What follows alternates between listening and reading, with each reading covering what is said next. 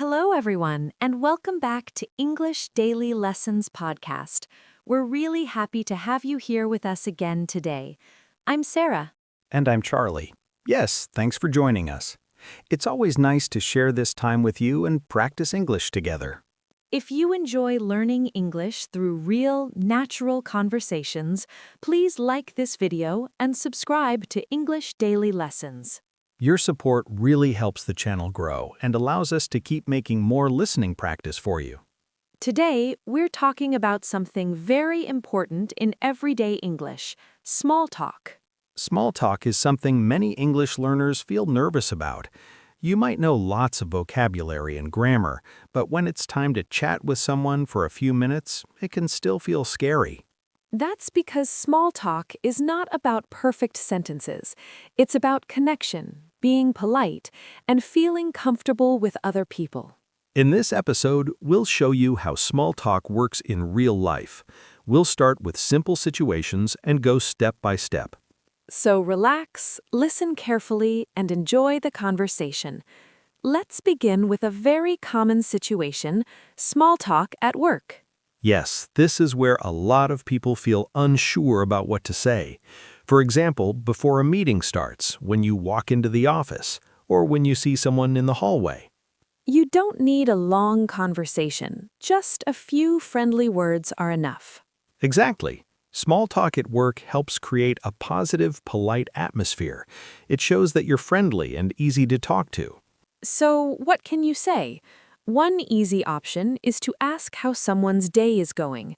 For example, "How's your day going so far?" Or, "How are things today?" These questions are simple, safe, and very common. You can also make a small comment like, "It's a really busy day today," or "This week feels so long." The other person usually answers with something short, like, "Yeah, it's busy," or "I'm tired today." And that's enough. You don't have to talk for 10 minutes. Small talk at work is short, light, and polite. Usually. Once you feel okay with that, small talk in other places becomes much easier too.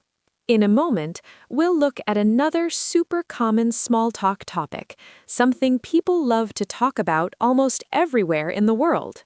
But before we move on, if you haven't done it yet, please hit the like button and subscribe to English Daily Lessons so you don't miss future episodes.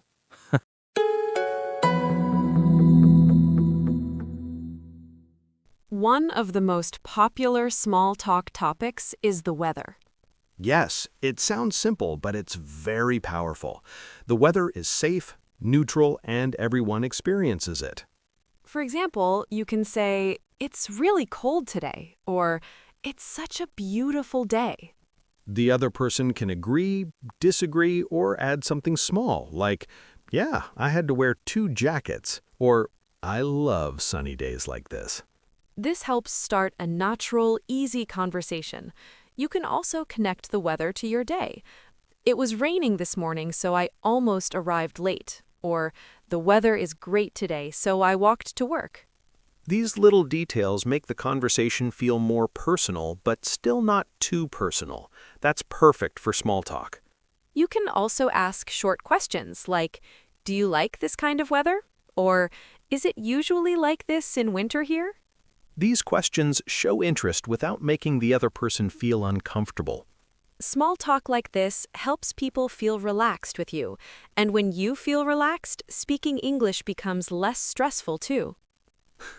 And if you don't like the weather, you can still talk about it, just don't complain too much. True, a little complaint is okay, but keep it light, like, "It's a bit too hot for me today." So we've talked about small talk at work and small talk about the weather. Next, we'll talk about another topic people love to use in small talk: the weekend and free time.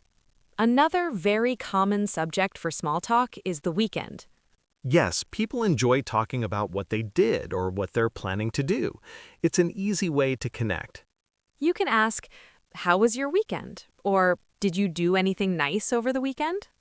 These questions sound friendly and relaxed. The answers don't need to be long. Someone might say, "It was good. I just stayed at home and rested."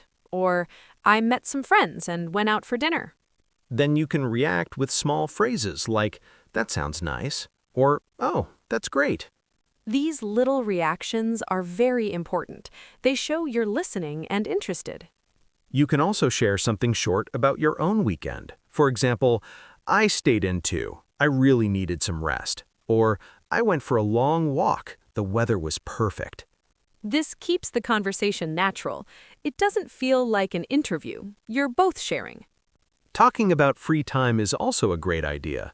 Hobbies, sports, or just relaxing. Most people like talking about what they do to relax. For example, if someone says, I watched a movie, you can ask a quick follow-up question. Oh, what kind of movie? Or, did you like it? These short questions help the conversation continue without needing a new topic. You can show interest with small phrases like, really? That sounds interesting. I've never tried that. You don't have to be funny or super clever.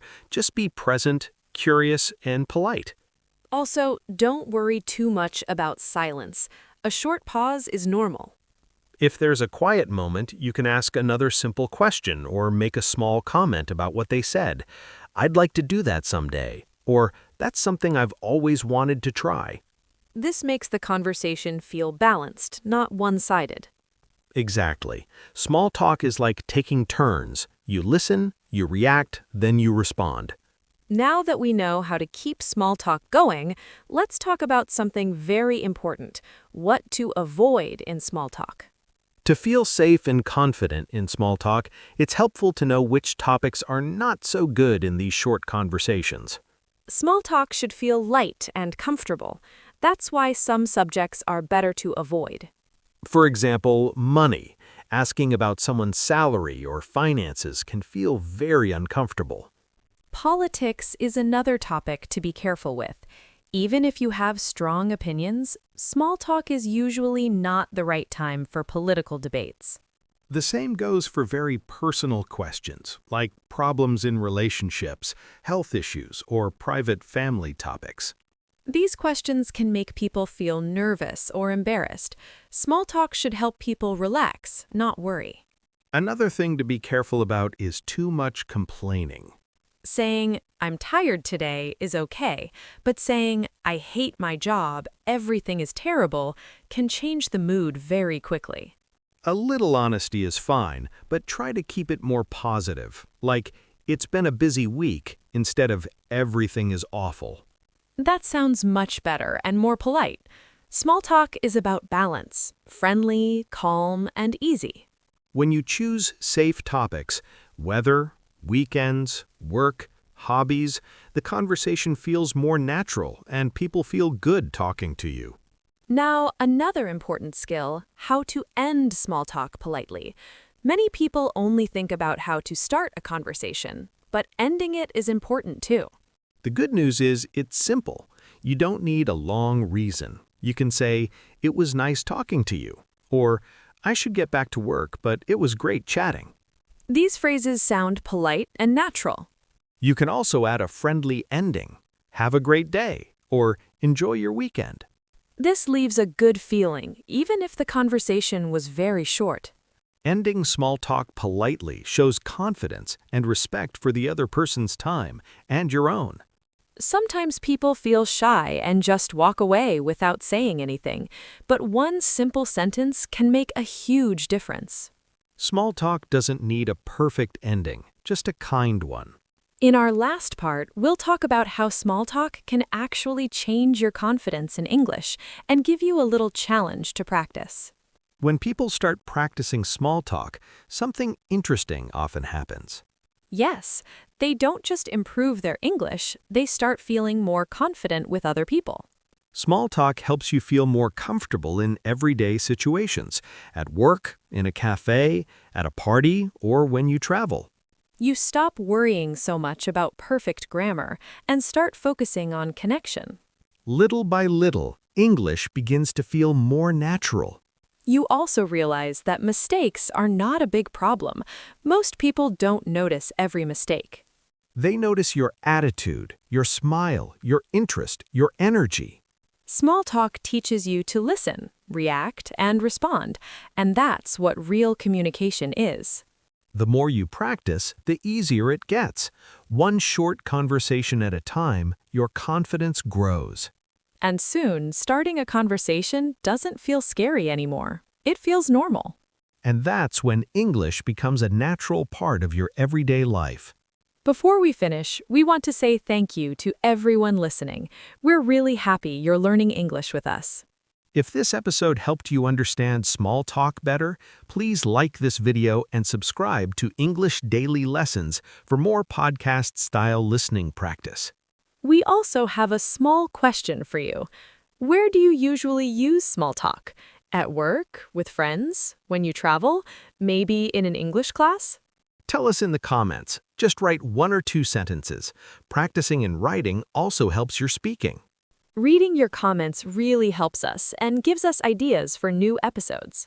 Keep practicing, keep listening, and don't be afraid to speak. Your English is improving, even when you don't feel it. Thank you for spending this time with us today. We'll see you in the next episode. Bye for now. And if you want to keep going, tap on one of the videos on your screen. Maybe a random English Daily Lessons episode, like our one about talking about your day in English. It's a great next step after small talk. See you there!